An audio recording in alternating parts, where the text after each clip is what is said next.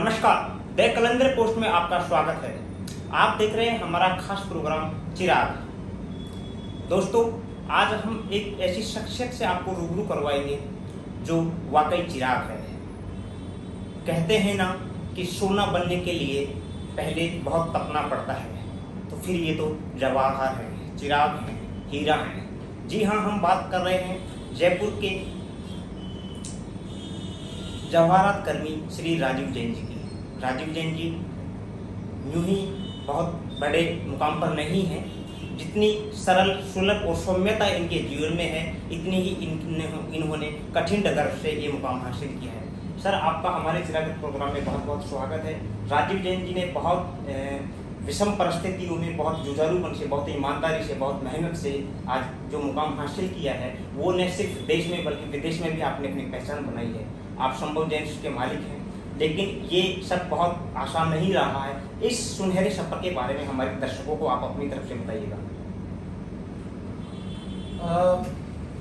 दरअसल बात यह है कि मैं जिस व्यवसाय में हूँ, जवाहरात के व्यवसाय में, मेरे परिवार में, मेरे खानदान में कभी कोई इस व्यवसाय में नहीं रहा। और मेरा जो फैमिली बैकग्राउंड है वो ये है कि 47 में जब पार्टीशन हुआ था तो मेरे दादाजी अपने 2 लड़कों के साथ, अब जो पाकिस्तान है, पहले अनडिवाइडेड इंडिया था, वहाँ से पंजाब से जयपुर आए जी।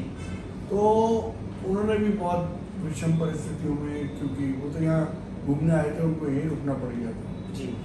तो उन्होंने किया, तो घर में थोड़ा सा वो तो था ही कि हालांकि सब पढ़ लिख गए, सब हो गया। और शुरू में जो बचपन देखा उनमें, उसमें हमने देखा, हमारी काफ़ी कहानी किस्से सुने, दादाजी से भी, पापा से भी।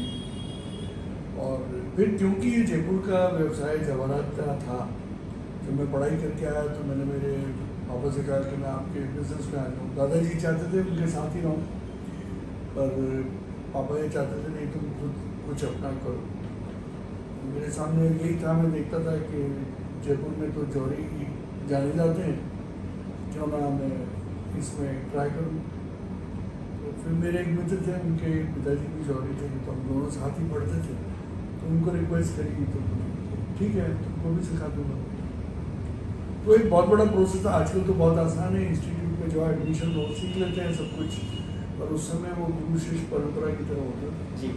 तो पहले 6 महीने तो कुछ पत्थर को तो हाथ ही नहीं लगाने दिया उनके सब, मतलब मैं उनका लड़का भी, हम दोनों घर के ही काम करते रहते थे, कभी सामान लाना, सब्जी लाना, ऑफिस ठीक किया हमने उनका सारा, वो सब चला रहा। लेकिन वो बाद में रियलाइज़ हुआ कि वो जब तक हम जैसे सब्जी खरीदने हमें बेचते थे तो बोले, जब तुम मिट्टी नहीं छानना जानते तो स्टोन क्या छानोगे, ये स्टाइल था। आजकल की जो बच्चे आते हैं, मैं तो अभी इंस्टीट्यूट मैंने ही खोली थी जयपुर में जी, IIG से, तो वो तो चाहते हैं बस 3 महीने में सीखें और उसको अपना बिजनेस शुरू कर दें। हमें ये सब काम में लगे 3 साल 4 साल जी। तो एक ट्रेनिंग होती है, उसमें पेशेंस सिखाया जाता है, कैसे धैर्य कैसे रखें, वो सबसे बड़ी बात है, सामने वाले को कैसे जाने। तो वो सब जो चीज़ें थी वो वहाँ सीखी धीरे धीरे, और फिर अपना शुरू किया। तो बड़ा चैलेंज था कि कोई जानता नहीं था। और इस व्यवसाय में ये है कि अगर आपका फैमिली बैकग्राउंड ज्वेलरी का नहीं है तो थोड़ा मुश्किल होता है। और सब मेरे को बोलते भी थे, भाई तुम्हारा कोई बैकग्राउंड है नहीं, तो पर मैंने करता रहा। जिसके अभी जाता था माल बेचने, वो पूछते थे कि इनके लड़के हो क्या, मैं कहता था भाई हमारे तो है नहीं, अच्छा बाद में मिलना, कभी नहीं जाना। कोई माल ही नहीं खरीदता था, बेचना दूर की बात है, कोई खरीदता ही नहीं था। तो वो मुश्किलें आई शुरू में, लेकिन धीरे धीरे अपनी पहचान बन गई और फिर ये काम शुरू हो गया। तो अभी भी मैं कभी कोई फंक्शन होता है, कुछ होता है, स्टूडेंट्स पूछते हैं, जैसे इंस्टीट्यूट का कोई फंक्शन होता है कि भाई ये तो बड़ा क्लोज डोर बिजनेस है, या दूसरे को आने ही नहीं देते हैं, तो मैंने कहा मैं ही एग्जाम्पल हूँ जी। और मैं जो हमारी सबसे शीर्ष संस्था है, रत्न एवं आभूषण निर्यात संवर्धन परिषद, Gems and Jewellery Export Promotion Council ji, मैं उसका चेयरमैन रहा हूँ जी। तो अगर बाहर वाले को नहीं आने देते, जिसमें खाली जयपुर के नहीं पूरे इंडिया के जो ज्वेलर्स हैं उनकी एक्सपोर्ट की बढ़ी है जी और मिनिस्ट्री ऑफ कॉमर्स से स्पॉन्सर है। जी तो मैं उसका चेयरमैन रहा। जी तो मैं तो एग्जाम्पल देता हूँ, जब मैं पहुँच सकता हूँ तो तुम भी पहुँच सकते हो, तुम भी जी। पहुँच सकते सर आपकी पारिवारिक पृष्ठभूमि ऐसी है कि इस फील्ड में कोई आदमी नहीं था, आपको अनुभव की नितांत कमी रहेगी और इस चीज़ में आने के लिए देखिए अपना अपना अगर अपन कहीं पे एज ए वर्कर काम कर रहे हैं तो बहुत मुश्किल नहीं होता है, अपने अपना जो भी समय होता है उसमें काम किया और वापस अपने घर लौट के जो भी महीने का तनख्वाह बना अपने लिया। लेकिन ये सपना पालना कि साहब मैं अपना खुद का करूं और इतना बड़ा करूं, उसके लिए न सिर्फ हौसले ही होने चाहिए बल्कि उसके लिए तो पूरा एकदम बड़ा पूरा साहस होना चाहिए और इसके लिए पैसा भी चाहिए होगा। तो आपने जिस तरीका का चीज़ बताया तो यहाँ तो आपको शुरुआत में इस चीज़ को करने के लिए पैसा चाहिए था, जो हम जैसे अपन जुझारू रहे हैं वहाँ से आए हैं, अपन को रोजगार की तलाश थी, फिर इस चीज़ में आने के लिए अपन को पैसा चाहिए। तो ये हौसला और पैसा, इसकी व्यवस्था आपने कैसे की? नहीं, वो पैसे की तो समस्या थी क्योंकि फैमिली में भी कोई इतना पैसा नहीं था। और दूसरी बात क्या होती है, यूँ हमारा जॉइंट बिजनेस था, दादाजी चाचा जी पिताजी बिजनेस करते थे जी पर उस समय उनसे मैं कहूँ कि मुझे लाख रुपए दे दो या 50,000 रुपये दे दो जी तो वो सीरियसली नहीं लेते थे जी। घर वाले। जी वो देखते थे ये तो बेकार ही जाएंगे, आगे पीछे अपने जो हमारा हौसले का बिजनेस था उसमें आ जाएगा। जी और इतना कोई बैकग्राउंड था नहीं, middle class lower middle class समझे उस तरह से थे हम लोग। तो और फिर एक बार तो थोड़ी घबराहट भी हुई और मेरी वाइफ चाहती थी भाई ये इसमें तुम लगे हुए, मेरी शादी भी हो गई जी तो इसमें लगे हुए हो, इससे तो बेटर है कोई जॉब कर लो। जी तो फैमिली बिजनेस में जाना नहीं, ऑलरेडी वहाँ पे 3 जने हैं तो जॉब कर लो। तो जॉब करने के लिए मैं पोस्ट ग्रेजुएट तो था, मैंने एमए लिटरेचर में किया, इंग्लिश लिटरेचर में। जी फिर मैंने एमबीए ज्वाइन कर लिया। जी महाराजास कॉलेज में भवन्स की क्लासेस होती थी, भारतीय विद्या भवन के एमबीए की डिप्लोमा कोर्स होता था, जी वो मैंने ज्वाइन किया और वहाँ करीब 6 महीने गया। जी तो मेरा ऑफिस तो था छोटा सा, घीवालों के रास्ते में एक कमरा ले रखा था किराए पे। तो वहाँ होता था, मेरी वाइफ से कहता था कि तुम वहाँ जाके बैठो, जी तो मैं पढ़ के आता हूँ, जी फिर अगर पास हो गया तो फिर कोई जॉब ढूंढेंगे। जी फिर एक दिन लगा कि नहीं यार ये अपने मतलब का नहीं है, जी बिजनेस में होऊंगा जी तो एमबीए को भी अपने यहाँ रख लूँगा अपने साथ जी और एमबीए करके तो मैं नौकरी करता रहूँगा लाइफ। जी जी तो फिर मैंने छोड़ दिया और मुझे चिंता रहती थी वो कारीगर आया होगा तो मेरी वाइफ कैसे डील करेगी। तो फिर मैंने कहा नहीं मैं नहीं करता। जी तो वो मैंने फिर छोड़ दिया। फिर ये वापस में लग गया पूंजी मेरे को, मैंने घर से कोई 10-12 हज़ार रुपये मेरी मदद से लिए थे, उसी से शुरू किया। सर जितना बड़ा आदमी का लक्ष्य होता है उतना ही बड़ा आदमी के पास फिर खोने के लिए जोखिम होता है। सो आप कुछ कर गुजरने के लिए कुछ करना चाह रहे थे, मुकाम हासिल अपना करना चाह रहे थे, लेकिन मन में ये डर कि यार अगर ऐसा नहीं हुआ तो हमारी पहले से ये परेशानी है और कम से कम अभी हम कुछ कर रहे हैं तो अपना गुजारा तो हम कर ही रहे हैं काम करके, लेकिन अगर हम पैसा उधार करके और इस फील्ड में आ रहे हैं और ऐसा भगवान करे न हो, लेकिन अगर ऐसा हो गया कि जिस व्यवसाय में हम जाना चाह रहे हैं उसमें हमको नुकसान हो गया तो वो डर से आपने कैसे निजात पाया? क्या दिमाग में मजबूत आपने रखी चीज? नहीं, वो एक चैलेंज था रेलियर के लिए तो करना ही, और उसमें नुकसान भी हुआ जी शुरू में ही नुकसान हुआ जी। वो मेरी जो थी पूंजी वो भी चली गई जी तो, लेकिन फिर काफ़ी तकलीफ का टाइम निकला, लेकिन थोड़ा बहुत घर वालों ने और उन्होंने मदद करी जितनी भी कर सकते थे जी पर फिर वो धीरे धीरे ठीक होता चला गया। जी पर हिम्मत नहीं हारी, क्योंकि क्या होता है जब आप खो चुके हो तो आपके और कुछ खोने को तो है ही नहीं, जी तो आप प्रयास ही कर सकते हो। जी तो प्रयास करते रहे जी। प्रयास करते रहे तो उसमें फिर धीरे धीरे सफलता मिलने लगी और फिर वो काम ठीक हो गया। फिर लोग जानने लग गए तो कुछ लोग साथ मिल गए, हम लोग इस तरह से फिर काम चला। राजीव जैन जी शुरू में अपने परिचित के यहाँ छोटा मोटा काम करते हैं पहले, और आज आपने देश ही नहीं बल्कि विदेश में भी जवाहरात उद्योग जयपुर का एक नाम आपने दिया, एक नई पहचान आपने जवाहरात उद्योग को दी है सर। और वाकई आप पर फख्र करना सभी समाज का एक लाजिमी है, आप पर फख्र होना। राजीव जैन जी जो कभी खुद कारीगरी का काम करते थे, आज कितने लोगों को वो लोग जो है रोजगार दे रहे हैं और कितने लोगों को इस चीज़ के लिए प्रेरित करते हैं कि साहब आपको जो है अपना हुनर और अपना मुकाम तय करना चाहिए। नहीं, मैं कारीगरी का काम कभी नहीं किया मैंने जी। पर कारीगरों के साथ बैठा, जी उनके साथ बैठ के सीखा, कोशिश करता था। जी क्योंकि जब तक आप खुद करके नहीं देखोगे आप नहीं करवा नहीं सकते थे जी किसी से। तो वो जरूर किया।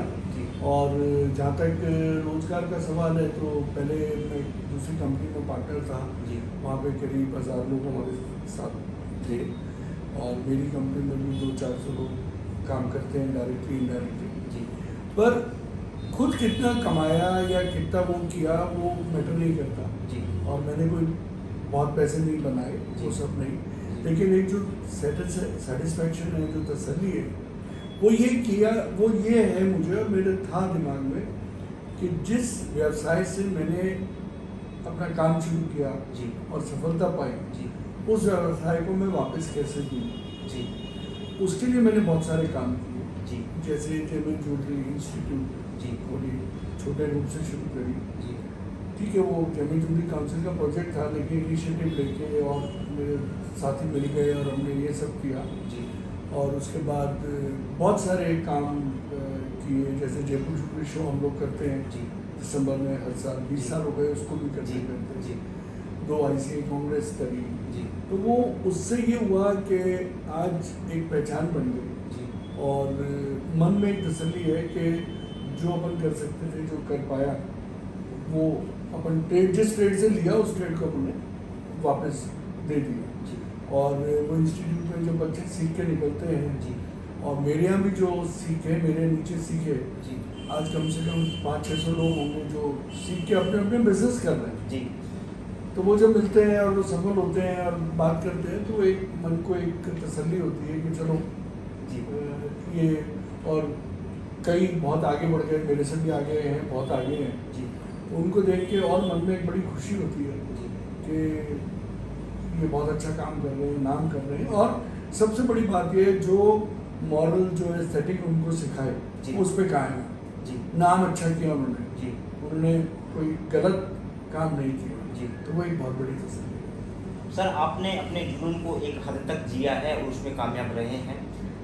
जीवन में अगर आदमी अपने जो सपने देखता है और उनको पाता है तो एक सुकून आदमी को एक प्राप्त होता है। सर, आप जवाहरात उद्योग के लिए आपने एक बड़ा काम किया है और आगे आपकी इन चीज़ों को लेकर क्या और योजनाएं हैं कि ये जो देश विदेश में आप इस उद्योग को जो पहचान दे रहे हैं, इसके लिए और आपका आगे क्या और करना है? नहीं, यही है जो कुछ मैं कर सकता हूँ, जो मेरी क्षमता है, जो मेरी बुद्धि है, उससे सोच के। और सबसे बड़ी बात यह है कि इसमें जो ट्रेड में हमारे जो और लोग हैं, उनका बड़ा सहयोग मिला, बहुत प्यार मिला। जी।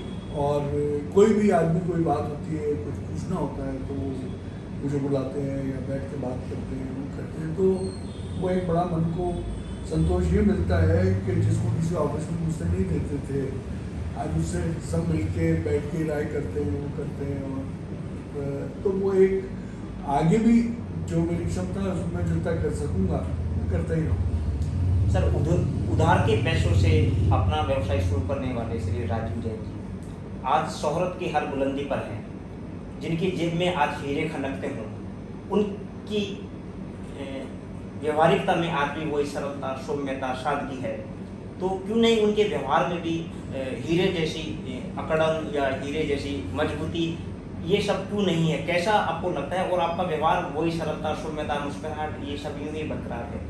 आपने हीरे का एग्जाम्पल दिया जी। तो हीरा अकड़ा हुआ तो होता है, लेकिन उसमें चमक खाली पॉलिश आने से होती है। जी अगर उस पर हिट करेंगे तो टूट जाता है, उसको काटना पड़ता है। जी तो अपन सरल रहो जी तो चमक बरकरार रहेगी। जी। अगर अकड़ में रहेंगे तो कुछ नहीं होगा। और अकड़ किस बात की, मतलब मैं नहीं मानता, जी। क्योंकि ये खुद का सेटिस्फेक्शन होता है। मैं जो करना चाह रहा था, कितना कर पाया, खुद को पता है। और उसमें कोई अपने आप को बहुत समझने की या भूलने की बात नहीं होनी चाहिए, क्योंकि कोई लिमिट नहीं है। आज मान लो मैंने इतना अचीव किया तो वो लोग यहाँ भी बैठे हैं, उनको देख के प्रेरणा देते रहो और अपनी असलियत को जानते रहो। जी। बाकी तो कोई लेवल तो कोई फिक्स है नहीं कि ये पार कर लिया तो मैं सबसे ऊपर हो गया या ये नीचे हो गया, ऐसा कोई मापदंड नहीं है। जी सर, आप एक ऐसे चिराग हैं जिन्होंने खुद को तो रोशन किया है, घर परिवार को रोशन किया है। आपने जयपुर शहर का, राजस्थान प्रदेश का, देश का मान बढ़ाया है इस जवाहरात उद्योग में। सो अब जो नौजवान कुछ भी कर गुजरना चाहते हैं अपने अपने किसी भी फील्ड में, उनको आप क्या संदेश देना चाहेंगे? वो संदेश मैं आपसे इसलिए जानना चाह रहा हूँ क्योंकि आप जिस पृष्ठभूमि से आए हैं, जो आपने ललक पैदा की है, जो जज्बा आपने बनाया है कुछ करने के लिए, वो कुदरत किसी किसी को बख्शती है।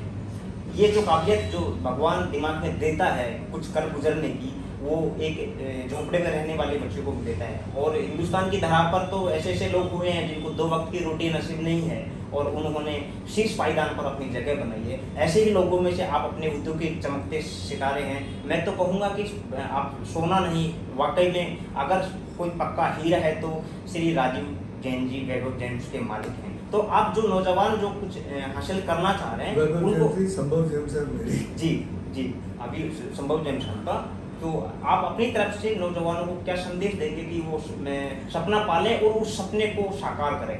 मैं नहीं मानता कि मैं आज भी इतना समर्थ हूँ कि मैं किसी को कोई उपदेश दे सकूँ। मैं जितना मेरा एक्सपीरियंस है मैं उतनी राय दे सकता हूँ जी। और वो यही है कि जो भी काम करें पहले तो अपनी इच्छा का काम होना जी। चाहिए, जिस व्यवसाय में जाए मजबूरी में नहीं करें जी। और जब उसमें करें जी। तो फिर उसमें चूक जाए, जी। फिर उसमें पीछे नहीं देखें जी। और उसमें आगे बढ़े तो सफलता मिल ही जाएगी कि कोई भी काम। जी सर, आपका हमारे प्रोग्राम चिराग से जुड़ने के लिए आपका बहुत शुक्रिया।